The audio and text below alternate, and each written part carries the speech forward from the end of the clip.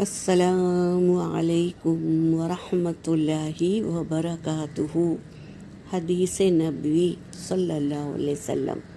حدیث پاک کا مفہوم ہے، رسول صلی اللہ علیہ وسلم نے فرمایا، جس نے رمضان کی راتوں میں بیدار رہ کر نماز تراویح پڑھی، ایمان اور ثواب کی نیت کے ساتھ، اس کے اگلے تمام گناہ معاف ہو جائیں گے۔